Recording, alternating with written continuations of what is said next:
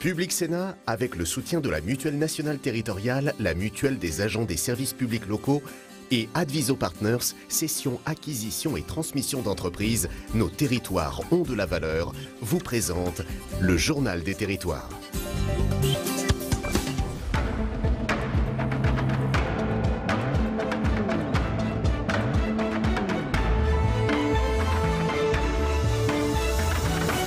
Bonjour à tous et bienvenue dans notre édition en 3 parties. Dans un instant, le JT des territoires que je vais vous présenter. Il est réalisé avec les télévisions locales de France et le réseau Via Télévision. Ensuite, ce sera Territoire d'Info avec l'invité politique en direct ce matin. C'est Geoffroy Didier qui est candidat sur la liste LR aux élections européennes, qui sera notre invité en direct sur ce plateau. Enfin, Territoire Sénat avec l'actualité du Sénat en 3e partie. Dans un instant, c'est le JT des territoires. On s'y retrouve dans un tout petit instant. Et on reparle des problèmes de transport dans les territoires. Pour ouvrir ce journal, la ligne fret SNCF entre Perpignan et Rungis, spécialisée dans le transport de fruits et légumes, va-t-elle disparaître? En tout cas, c'est ce que souhaite l'opérateur public ferroviaire. Il l'a annoncé fin 2018 déjà aux 2 entreprises qui gèrent le transit des fruits et légumes entre Perpignan et Rungis. Selon l'un des transporteurs, les 25 wagons frigorifiques représentent l'équivalent de 70 poids lourds par jour, soit 25 000 nouveaux camions sur les routes chaque année. Fret SNCF reste silencieux sur cette fin brutale de la ligne ferroviaire et les transporteurs privés de leur côté pensent que c'est le coût du renouvellement des wagons qui pose problème. Face au lever de boucliers, syndicats et politiques tant local que national, la ministre des Transports, Elisabeth Borne, recevra l'ensemble des protagonistes du dossier demain à Paris. Les explications de Julie Darlingue pour Via Occitanie, regardez. La ligne de fret SNCF Perpignan-Rungis menacée. Cette ligne spécialisée dans le transport des fruits et légumes pourrait vivre ces derniers jours. La SNCF a annoncé aux 2 entreprises prestataires qui gèrent la ligne ici sur le marché Gare Saint-Charles qu'elle devrait disparaître le 30 juin prochain. La raison, les wagons qui font le trajet depuis 40 ans ne seraient plus aux normes. Renouveler l'équivalent de 80 à 100 wagons équivaut à peu près à 20 à 25 millions d'euros d'investissement. Bien entendu, la problématique liée à l'arrêt de ce train, c'est de pouvoir remplacer par des moyens routiers la totalité des palettes qui sont transportées entre Perpignan et Rungis. Une annonce qui passe mal à l'heure où il s'agit de faire des efforts écologiques. La fin de cette ligne ferroviaire représenterait 25 000 camions de plus sur les routes chaque année. La ministre des Transports, Elisabeth Borne, recevra l'ensemble des protagonistes du dossier ce vendredi à Paris. C'est la sécheresse qui inquiète les agriculteurs de la Loire. Même si la pluie s'est installée dans le département depuis quelques semaines, les agriculteurs du Rouennais tirent la sonnette d'alarme. Depuis 2 ans, les stocks de fourrage diminuent et depuis octobre, le nord du département est trop asséché. La sécheresse menace pour un 3e été consécutif et plusieurs bêtes pourraient être vendues pour faire face au manque de paille et certaines exploitations, d'ailleurs, pourraient bien mettre la clé sous la porte. Un reportage de nos confrères de Télé Loire 7. Regardez. Cet éleveur charolais est inquiet. Ses bêtes manquent d'eau et de nourriture depuis l'été dernier. Alors il y a des cycles, on est habitué de vivre avec des cycles, sauf que voilà, quand ça arrive, 3 années de sèche de suite, c'est très compliqué. Bertrand a déjà perdu 70% de sa production de printemps. Les dernières pluies permettent le pâturage, mais pas de reconstruire les stocks de fourrage. Depuis juin dernier, seulement 100 mm de pluie sont tombés. En temps normal, il en aurait fallu 800. C'est un champ où les animaux, je les ai fermés pour plus qu'ils viennent à partir du 20 avril dans le but de faire du foin. Tous les ans, je fais ça. Et donc là, ça fait 20 jours que c'est fermé. Normalement, il y a de l'herbe pratiquement jusqu'aux genoux. Et là, voilà le résultat. Il n'y a rien. Il n'y a rien du tout. C'est que de la mauvaise herbe. Parce que c'est une prairie qui a carrément crevé avec la sécheresse de l'an passé. Dans son hangar, Bertrand n'a plus que 22 bottes de paille. Il lui en faudrait 400 pour passer l'hiver. Alors si la sécheresse s'installe, il devra vendre des bêtes et acheter du fourrage venu d'autres régions de France, voire d'Europe. Des conséquences financières très lourdes, mais pas seulement. La période d'hivernage, elle est de 3 à 4 mois. Et là, ça va bientôt faire 1 an, depuis le 14 juillet l'an passé, 1 an, qu'on leur donne à manger et à boire tous les jours. Donc c'est une contrainte physique, c'est un épuisement total des éleveurs et un découragement. Moi, on a fait une réunion dernièrement sur la commune, j'ai senti énormément de gens prêts à baisser les bras, à capituler dans l'élevage. Mais la météo est capricieuse, alors quelle solution trouver ? Il faut qu'on ait une vraie politique de stockage de l'eau. Refaire des réserves, des retenues collinaires, des points d'eau collectifs, individuels, pour permettre dans les périodes où il manque de l'eau de pouvoir la restituer à la nature, ce qui est une bonne chose d'ailleurs pour la biodiversité au passage. Je crois qu'il y a un accord politique bien sûr, mais il faut qu'aussi les associations environnementalistes soient un peu plus ouvertes à ce que l'on fait. Face à la difficulté, beaucoup d'exploitants agricoles se découragent. D'ici quelques mois, les premières conséquences tomberont comme un coup près. Soit la pluie sauve les exploitations, soit il faudra apporter rapidement du fourrage. En attendant, les principales concernées savourent l'herbe fraîche qu'elles attendaient depuis des mois. Voilà, retour en Île-de-France pour désengorger le trafic et limiter la pollution. Île-de-France Mobilité amplifie sa politique d'incitation au covoiturage. Depuis le 1er mai, les conducteurs et passagers qui pratiquent le covoiturage touchent une indemnité financière. La nouvelle aide propose entre 1,50 et 3 € par trajet et par passager, en fonction de la distance parcourue, bien sûr. Sébastien Côté pour Via Grand Paris nous le raconte, regardez. Récompenser les conducteurs qui pratiquent le covoiturage. Pour désengorger le trafic et limiter la pollution, Île-de-France Mobilité amplifie sa politique d'incitation au covoiturage. Depuis le 1er mai, les conducteurs et passagers covoitureurs touchent une indemnité financière. Montant de l'aide, jusqu'à 150 € par mois. La subvention, elle sera jusqu'à 3 € en fonction de la distance, jusqu'à 3 € par trajet et par passager dans la voiture. Donc par exemple, une personne qui a 2 passagers et qui fait 30 km recevra pour un trajet 6 €. Pour bénéficier de cette indemnité, 2 conditions. Il faut soit être conducteur ou bien titulaire de la carte Navigo. 4 entreprises sont partenaires de ce dispositif. L'objectif de la mesure est de mettre fin à l'autosolisme. Aujourd'hui, la moyenne d'occupation est de 1,1 personne par véhicule. Un chiffre qui, s'il passait à 2, permettrait de réduire de moitié le nombre de véhicules sur les routes, selon la région Île-de-France. Les métiers de l'industrie ont des difficultés pour recruter. On part pour les Vosges maintenant. Pour se promouvoir auprès des jeunes et dépoussiérer leurs images, ils effectuent actuellement un tour de France baptisé French Fab Tour. Et ils étaient cette semaine à Épinal. Reportage de Thierry Masson pour Via Vosges, notre partenaire. Regardez. Sans pouvoir se tromper, on peut dire que l'industrie, c'est le socle de l'économie française. Mais son côté obscur, c'est assurément sa mauvaise image, qu'elle traîne depuis des années maintenant. Pour la dépoussiérer, la French Fab a été lancée en octobre 2017 par le ministère de l'économie et des finances. Un laboratoire mobile, en quelque sorte, et qui passait par Épinal. L'idée est comme en écho à la traditionnelle semaine de l'industrie, un tour de France de 60 dates destiné à susciter des vocations chez les jeunes collégiens et lycéens et les demandeurs d'emploi, et de proposer des offres car l'industrie recrute à l'image des métiers de la plasturgie. Le plastique, on le retrouve dans tous les domaines. Ça peut aller de l'automobile au cosmétique. Comme je leur explique, on peut aller aussi travailler dans tout ce qui est médical, chirurgical. Donc voilà, tous les domaines sont ouverts à la plasturgie. On en trouve partout. Ça recrute beaucoup. On a beaucoup de demandes des industriels. Par contre, on a très peu d'élus. C'est pour ça qu'il faut aller chercher les élèves là où ils sont, les demandeurs d'emploi là où ils sont. Cette machine, on l'utilise dans tout ce qui est alimentaire. Pour faire des barquettes, des pots de yaourt, des coques de voitures télécommandées. Conférences, job dating, ateliers d'échanges ludiques et éducatifs, le French Fab Tour regroupe dans son sillage de nombreux partenaires.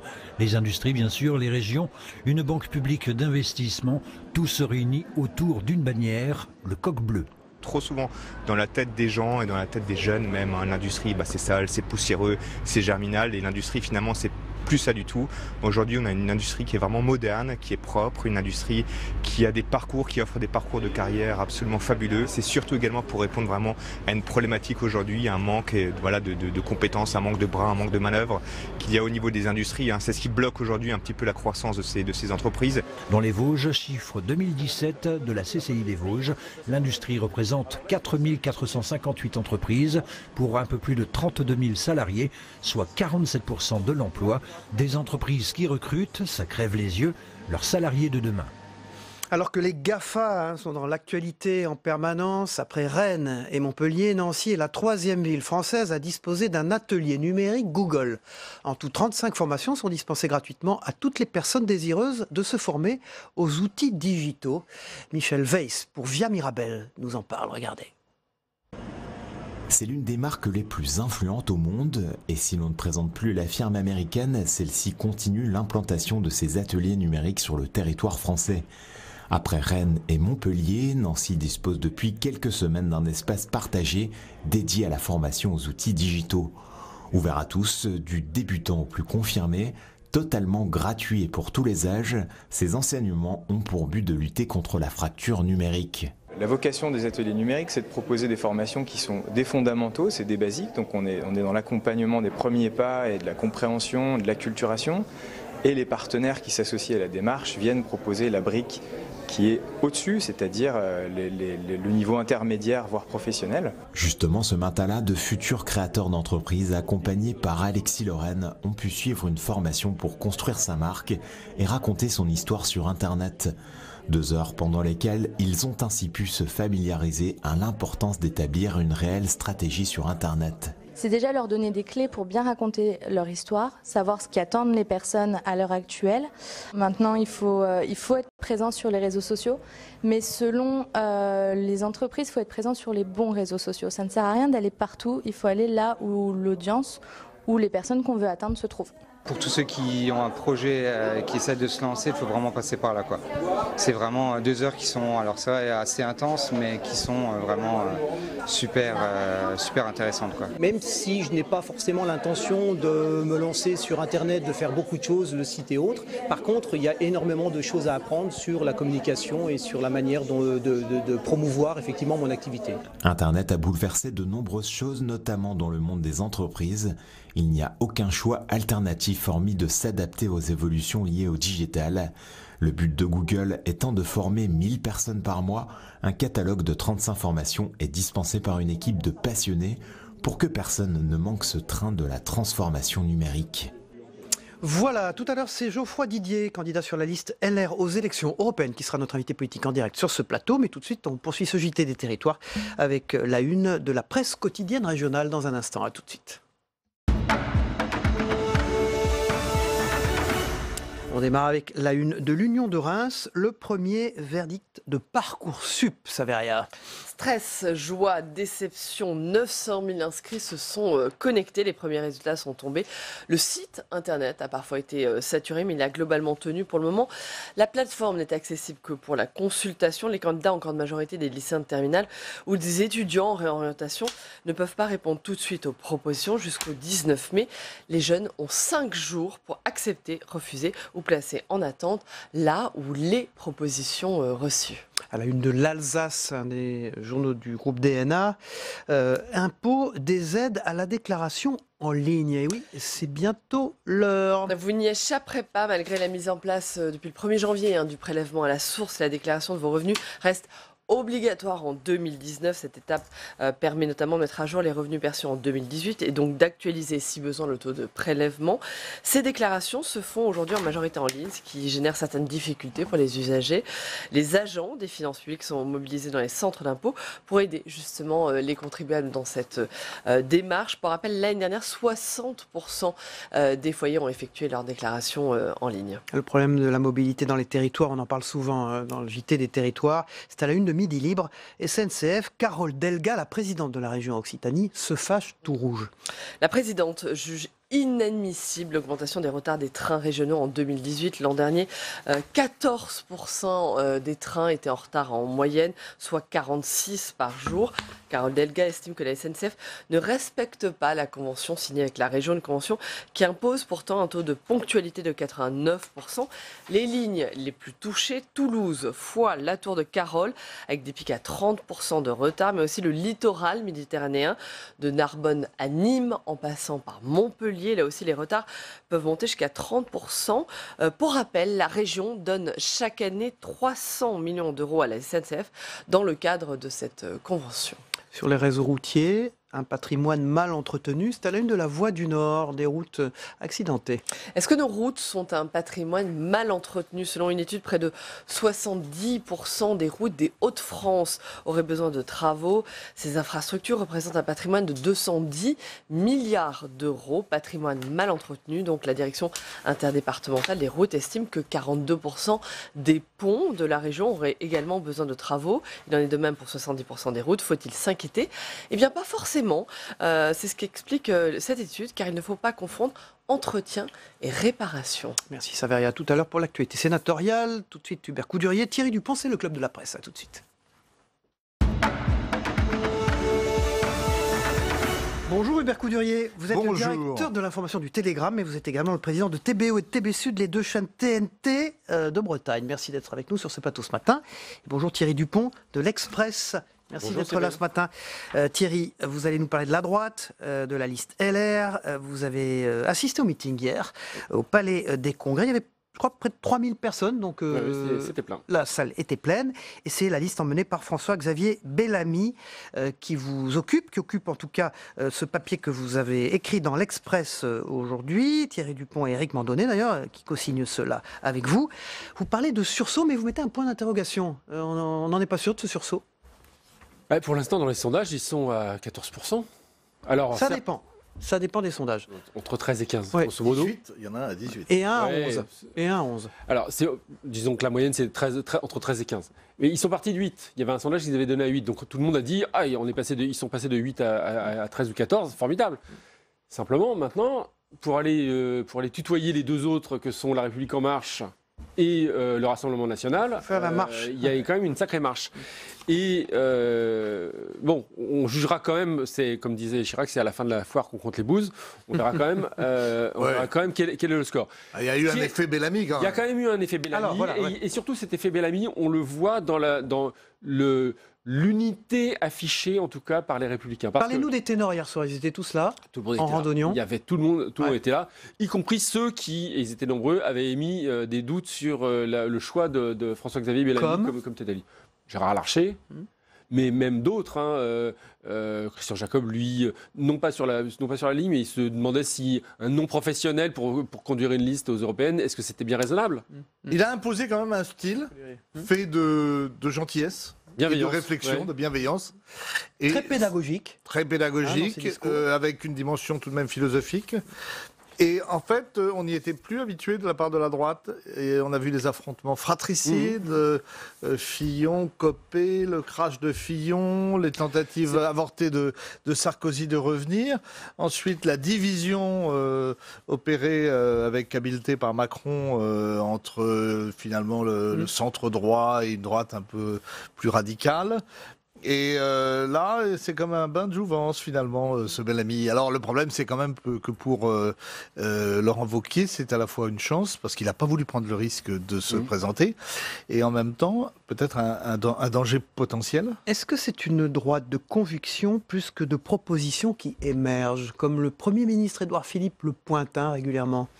C'est très clairement une droite de conviction. On voit bien que tout le discours de François-Xavier Bellamy, c'est de parler de l'identité, de la civilisation européenne, de l'identité française, de la civilisation européenne, ça. C'est retour ou quoi ? C'est aux bases, on solidifie les bases pour progresser. D'abord, on parle au noyau des électeurs, ceux qui avaient voté François Fillon, qui étaient restés jusqu'au bout en 2017. C'est à eux c'est d'abord à eux qu'on s'adresse. Et ensuite, c'est d'abord une droite de conviction plus que de proposition, parce que quand on va sur les propositions après concrètes pour diriger le pays, pour offrir une alternative, ils ne sont pas toujours d'accord, les Républicains. Sur les retraites, il y a quand même encore des zones de différence. Sur les dépenses publiques, tout le monde est d'accord pour baisser les dépenses publiques, mais après, quand il faut aller dans le détail de savoir quels fonctionnaires on supprime... Macron, il n'en supprime aucun. Donc là, on est dans l'ambivalence la plus totale. Eux, au moins, ils essaient d'avancer des propositions. Il y a eu quand même une réflexion qui m'a marqué là de Laurent Wauquiez, disant les réformes Hartz, elles ont mis le pays en Allemagne dans la rue pendant 2 ans, mais elles ont abouti à des résultats concrets en termes de réforme de l'économie. En France, on a réussi à mettre le pays dans la rue sans faire aucune réforme. Oui. Alors tout ça est habillé... Il ne vous a pas échappé que Laurent Wauquiez est encore dans l'opposition pour l'instant. Non, mais bien sûr. Mais je veux dire, si vous voulez, dans le centre interview au Figaro, le Premier ministre a pointé la droite Trocadéro. Oui. C'est une manière, effectivement, de la repousser vers les franges radicales. De la réduire à sens commun, quoi, grosso modo. Mais aujourd'hui, quel est le cap des réformes définies par le gouvernement après la crise des Gilets jaunes ? Il n'est pas absolument évident. C'est quoi ? Ce sont les libéraux contre les étatistes, le problème qu'il y a à l'intérieur d'LR ? Il est apparu, après les législatives de 2017, à l'Assemblée nationale, notamment dans le groupe des députés des Républicains, une nouvelle génération qui, elle, a été élue le plus souvent sur les territoires populaires. Vous aviez en 2017 aux législatives, vous aviez tous les quartiers bourgeois qui ont basculé chez Macron. Vous prenez les Yvelines, par exemple, qui était un des grands viviers de la droite française. Sur 12 députés, il y en a 11 à La République En Marche. Pendant ce temps-là, les députés républicains qui ont sauvé leur peau, ce sont ceux des territoires populaires. Et eux, et parfois ruraux. Et donc eux, ils ont vu de très près la crise des Gilets jaunes et ils se disent, attention, il va quand même falloir qu'on cultive la fibre sociale, parce que si on ne parle que de réduire les dépenses publiques, on va aller droit dans le mur. Un petit mot sur hier soir, vous étiez donc dans l'ambiance. Alors, vous dites unité affichée, tous les ténors sont là. Les militants, eux, qu'est-ce qu'ils pensent de Bellamy ? Ils sont fans. Il y a une Bellamy mania absolument. Il scandait son nom, lui-même minaudait en disant je ne suis pas encore habitué à voir scander mon nom et tout ça. Enfin bon, on voit bien que c'est lui le visage de la droite aujourd'hui. Ça lui plaît, cette séduction. Non, mais il y a un problème de sincérité quand même qui est posé pour Laurent Wauquiez. Il n'arrive pas à se détacher de cette image d'homme insincère. Et ça a ouvert la voie à Bellamy. Oui. C'est quand même un vrai danger. Mais Bellamy, après, il faudra voir. Moi, j'ai du mal encore à anticiper un match entre les deux. Il disparaîtra ou pas Parce qu'il peut être scotché au Parlement européen, François-Xavier Bellamy. C'est le danger. Et ne pas devenir un leader politique réel. On verra s'il en a d'ailleurs envie, parce que c'est sortir de son confortable anonymat. Là, déjà, il a été exposé pendant 4 mois. On va voir si après... c'est un phénomène qui interroge Macron. Il en a parlé récemment et il a l'air de se demander... Finalement, il suscite du désir, ce Bellamy. C'est assez nouveau comme phénomène. Certains n'y croient pas. En fait, ils disent, mais comment vous pouvez vous intéresser à ce type de droit ? Mais on tient un parti par les militants, non ? C'est toujours vrai ? Oui, quand même, oui. En tout cas, c'était l'ancien monde. Hubert Courrier, on passe à la une du Télégramme. Premier pas contre la cyber-haine. Il s'agit de ces 26 pays et des géants d'Internet qui ont raillé l'appel de Christchurch, c'est comme ça qu'ils l'appellent, contre les contenus en ligne, terrorisme, extrémisme, violence. Christchurch, parce que c'est 2 mois après la diffusion sur Facebook de l'attaque contre les mosquées en Nouvelle-Zélande. Tous ces gens étaient réunis hier à Paris. Et surtout d'une vidéo très longue. Très long, qui avait choqué. Et non régulé. Oui. Voilà. Est-ce que ces États et ces géants du numérique se sont entendus hier à Paris ? La première ministre de Nouvelle-Zélande s'est mise en valeur. Maintenant, c'est devenu une star. Elle aurait pu descendre au Festival de Cannes dans la foulée. Mais en fait... il y a des États qui régulent très bien le net, notamment les Chinois. Je ne vois pas pourquoi les Européens, toujours velléitaires, ne seraient pas capables d'imposer des règles aux GAFA. Alors bon, vous avez vu M. Zuckerberg qui est venu à Paris faire amende honorable, etc. En ce moment, les GAFA qui sont dans une position de toute puissance vont sans doute lâcher du lest. Ils ne payent pas d'impôts, ils diffusent n'importe quoi. Il n'y a pas de raison que ça dure. Emmanuel Macron est en pointe par rapport aux autres chefs d'État et dirigeants de la planète sur cette affaire. Disons qu'Emmanuel Macron est un très bon communicant. Je pense qu'il ne fait pas beaucoup plus, mais il le fait bien. Ça suscite un intérêt des investisseurs. Le label France est redevenu à la mode. La France est redevenue très attractive. Elle s'est reclassée dans les 5 premiers pays du monde. Vous avez vu dans les études sur l'attractivité. Ce n'est pas tout à fait l'avis de Mme Merkel, elle, qui est quand même un peu sceptique sur la difficulté de la France à tenir ses fondamentaux. Elle entretient des relations conflictuelles avec lui, dit-elle. Disons qu'ils le reconnaissent pour la première fois. Le couple franco-allemand n'est plus ce qu'il était. Ce qui est quand même un problème pour peser en Europe. Revenons sur ces GAFA. On peut croire dans leur sincérité de vouloir réguler ces réseaux. Non. Mais il faut leur imposer des règles. Thierry Dupont là-dessus ? Oui, si vous leur demandez de respecter des règles, ils ne le feront pas, il faut leur imposer. En tout cas, premier pas contre la cyber-haine à la une du Télégramme aujourd'hui.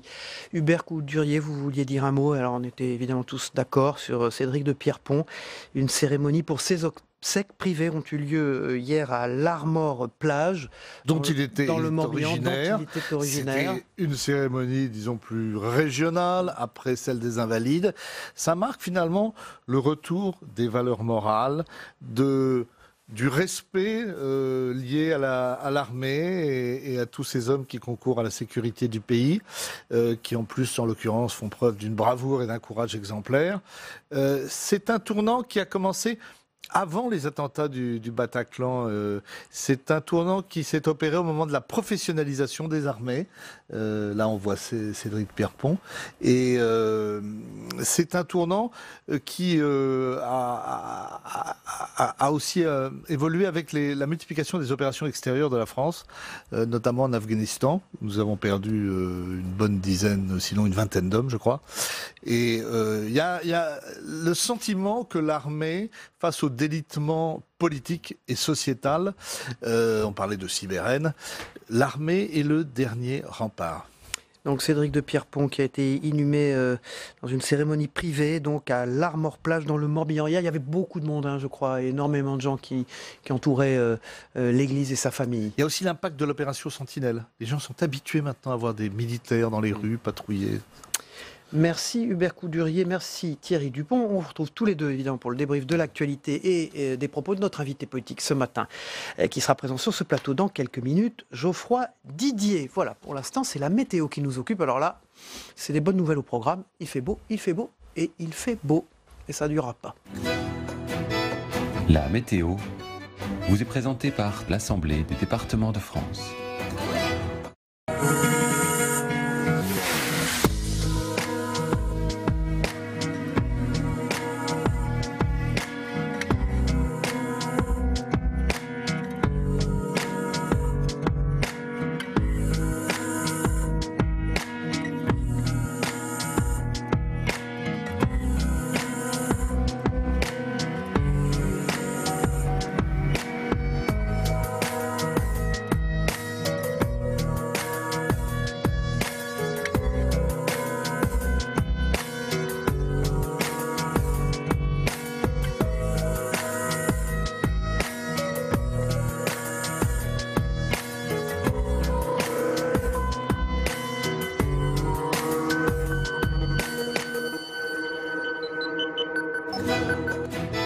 C'était la météo avec l'Assemblée des départements de France.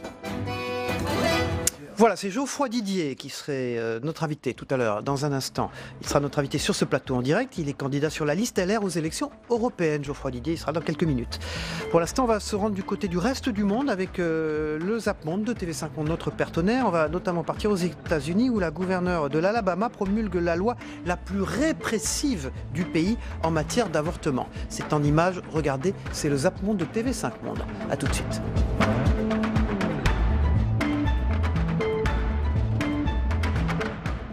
Public Sénat, avec le soutien de la Mutuelle Nationale Territoriale, la Mutuelle des agents des services publics locaux et Adviso Partners, cession, acquisition et transmission d'entreprises, nos territoires ont de la valeur, vous ont présenté le Journal des territoires.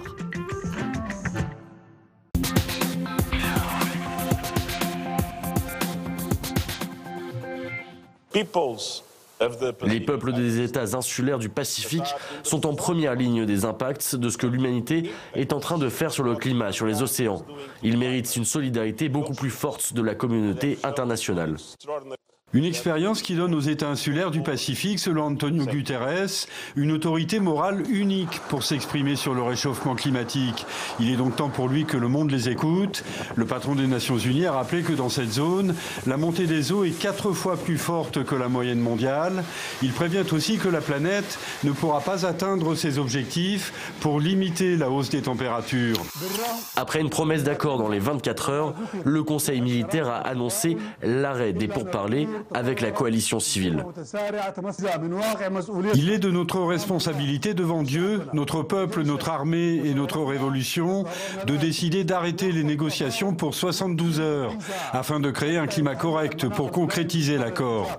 Enlever toutes les barricades en dehors des zones de sit-in, ouvrir les chemins de fer pour ravitailler les États qui ont souffert. Pourquoi voulez-vous contrôler nos corps ? Je ne comprendrai jamais. Et je sais que beaucoup d'entre vous ont des filles. Mais un à un, tous les amendements proposés sont rejetés. L'État de l'Alabama vient d'adopter le projet de loi le plus restrictif des États-Unis sur l'interruption volontaire de grossesse.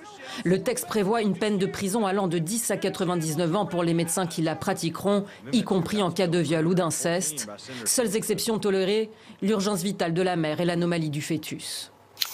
Coup d'envoi des réjouissances de l'Eurovision à Tel Aviv sous haute sécurité. Les inconditionnels sont au rendez-vous. On est là pour soutenir l'Islande. C'est les meilleurs cette année. Première demi-finale et premier pays qualifié.